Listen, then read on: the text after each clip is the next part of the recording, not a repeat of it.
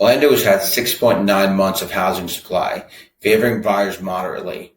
Moderate supply gives buyers some negotiating leverage in local housing deals. Housing market trends show a slowdown compared to fast markets under 4 months.